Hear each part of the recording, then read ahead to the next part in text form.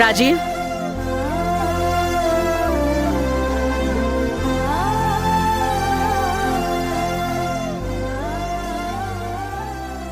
తల్లి మాట వినాలి రాజీవ్. తప్పులేదు, నేను దాన్ని కాదు అనను. కానీ జీవితకాలం నీకు తోడుగా ఉండే నీ భార్య బాధ కూడా నువ్వు అర్థం చేసుకోవాలి.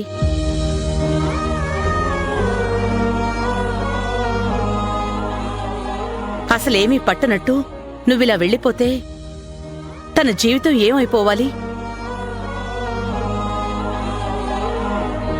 అసలు నీకు మాతో మాట్లాడే అర్హతే లేదు.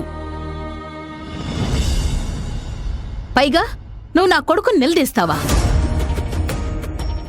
ఎప్పుడైతే అది మా మాట కాదని నిన్ను తీసుకుని గుడి బయటకు వెళ్ళిందో అప్పుడే అది నా కోడలు కాదు అనుకున్నాను. ఎక్కువగా మాట్లాడకుండా అవతలికి పో. రాజీవ్, నువ్వు కారెక్కు. ఎక్కువ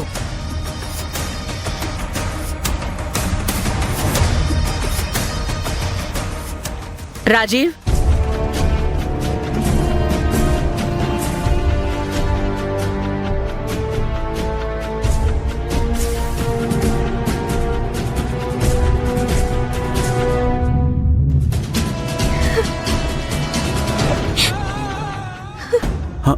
జ్యోతమ్మా, జ్యోతమ్మా, జ్యోతమ్మా, జ్యోతమ్మా,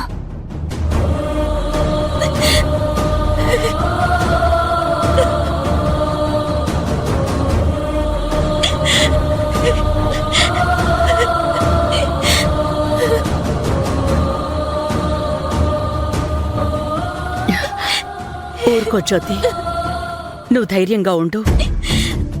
కష్టమంతా త్వరలోనే తొలగిపోయి నువ్వు మళ్ళీ నీ భర్త దగ్గరికి వెళ్తావు. అయినా రాజీవ్ బాబు చేసిన పని నాకేం నచ్చలేదు. ఎంత వయసు వచ్చింది, ఇంకా తల్లి చాటు బిడ్డగా తల్లికి భయపడుతున్నాడే తప్ప ధైర్యంగా తెగించి జ్యోతమ్మను తనతో తీసుకెళ్లొచ్చు కదా. రాజీవ్ బాబుకి జ్యోతమ్మతోనే రావాలనుందయ్యా. కానీ ఆ మాధవమ్మ చనిపోతానని బెదిరించడంతో ఆవిడ మాట కాదనలేక ఆవిడతో పాటే ఇంటికెళ్ళాడు. మనం ఇంటికెళ్ళి ఏం చేయాలో తర్వాత ఆలోచిద్దాం. రమణమ్మ, జ్యోతినిక్కడే వదిలే. మాతో కాకపోతే మరి జ్యోతమ్మ ఎక్కడికెళ్తుంది శారదమ్మా? ఇప్పుడు జ్యోతి మీ బస్తీలోకొస్తే చూసేవాళ్లందరూ మొగుడొదిలేసింది మొగుడొదిలేసింది అంటారు. అది నాకిష్టం లేదు. అందుకే జ్యోతిని నాతో పాటు తీసుకువెళ్తాను. అది కూడా కరెక్టేనమ్మా. కానీ మీరిద్దరూ ఎక్కడుంటారు? జల్జక్కుంది కదా, వాళ్ళింట్లో ఉంటాం.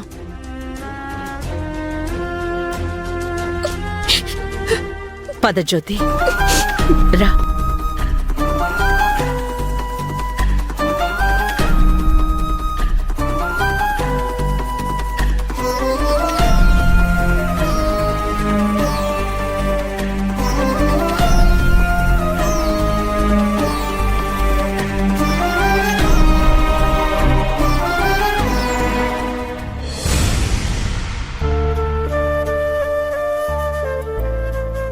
రాజీవ్,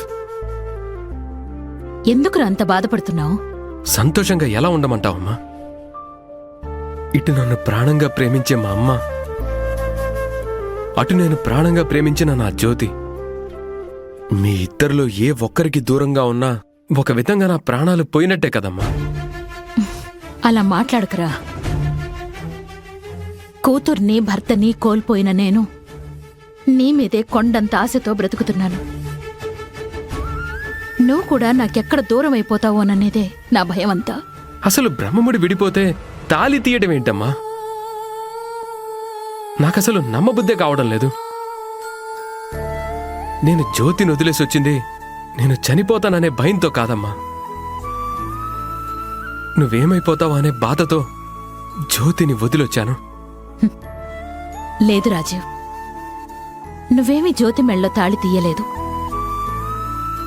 జ్యోతిని వదిలేసినందుకు కూడా నేనేమీ సంతోషించటం లేదురా. నీ ప్రాణం ఎక్కడ పోతుందో అన్నదే నా భయం. నా భయం కూడా అదే అత్తయ్య.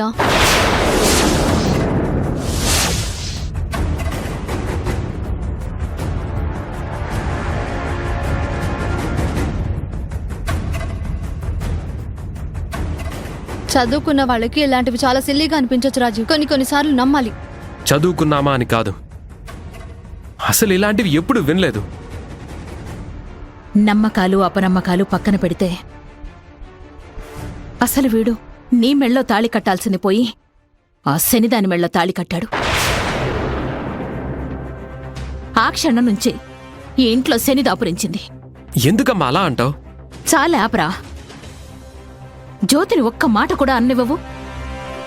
అసలు అది నీ జీవితంలోకి వచ్చిన దగ్గర నుంచి మనం ఎక్కడ ప్రశాంతంగా ఉన్నాం చెప్పు? అత్తయ్య, జరిగిపోయిన దాని గురించి కాదు, జరగాల్సిన దాని గురించి ఆలోచిద్దాం. దానికి పరిష్కారం ఏంటి? తాళి తీసేయడం ఒక్కటేనా, ఇంకేమైనా ఉందా అని.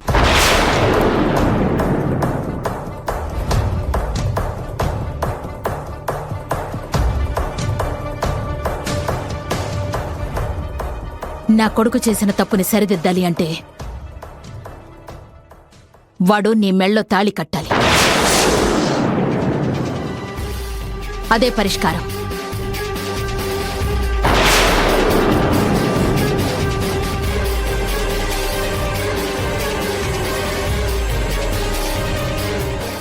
అమ్మా, అది నాకిష్టం లేదని నీకెన్నిసార్లు చెప్పాలి? రాజీవ్, నా మాట ఇదే. నేను తప్పను, నువ్వు కూడా తప్పడానికి వీల్లేదు. గుర్తుపెట్టుకో. హ, అది కాదమ్మా. రాజీవ్, నా మెడలో తాళి కడతానని ఒప్పుకుని పెళ్లిపిట్టల మీద కూర్చున్న వాడివి ఇప్పుడు నా మెడలో తాళి కట్టడానికి నీకేంటి ప్రాబ్లం? అసలు నాకేం తక్కువ, అందమా ఐశ్వర్యమా? నీ ఎక్కువ తక్కువలతో నాకు సంబంధం లేదు. జ్యోతియ నా భార్య. ఆ స్థానాన్ని ఎవరూ భర్తీ చేయలేరు.